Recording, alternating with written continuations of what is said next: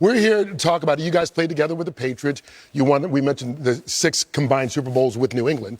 But you didn't win back-to-back. Jimmy, you did back in the 90s, but it's been 19 years since anyone has won back-to-back, going back to the Patriots in 2004. Can the Chiefs do it, or did we see why they can't in week 1? Well, I'll tell you a little story. Back when your former coach, Bill Belichick, came down to the Keys, he had won his first Super Bowl. And he said, Jimmy, he said, I didn't know he was going to win half a dozen more. But anyway, he said, what do you do after winning the first one? He said, what problems do you have? I said, well, obviously complacency.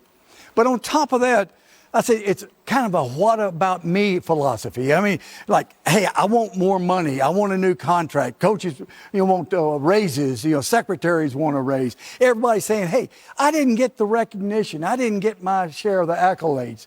Now, I'm sure that didn't happen for you guys, right? Well, that's why you see teams sometimes win the Super Bowl, and then the following year, they don't even make the playoffs. And you're like, what the heck's going on? That's because people leave to go get money. But that was not the culture in New England. The culture in New England, which was established from 2000 to 2010 with that decade, was to win championships and continue to win championships. Guys were taking pay cuts. Guys weren't worried about getting paid. They knew the money would come somehow, some way. And guys like Julian and I, we continued that to the next decade from 2010 to 2020, won a couple more Super Bowls, and never did it back-to-back because everyone's circling you on the schedule, giving you your best shot every single week, and that's why it's so tough to win it back-to-back as well. You definitely become America's most wanted when you win a Super Bowl.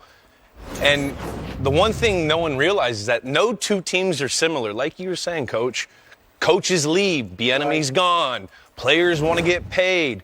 And the health of your team is everything. In 2015, we started 10-0. That was our best football team, I think, that we were on. Yeah, and that was right after we won the Super Bowl versus 14, Seattle. yeah. And we had a better team in 15, like Julian just said. We started 10-0. In Week 8, Nate Solder tears a tricep. In Week 9, Dion Lewis, a really good football player for us, tears an ACL. Week 10, I go out and I break my foot. We were blowing teams out left and right, but we just didn't have the health of the team. It's a tough thing to go back-to-back in this league. And when you see teams that have done it like Coach and the Patriots before, you got to tip your hat to them.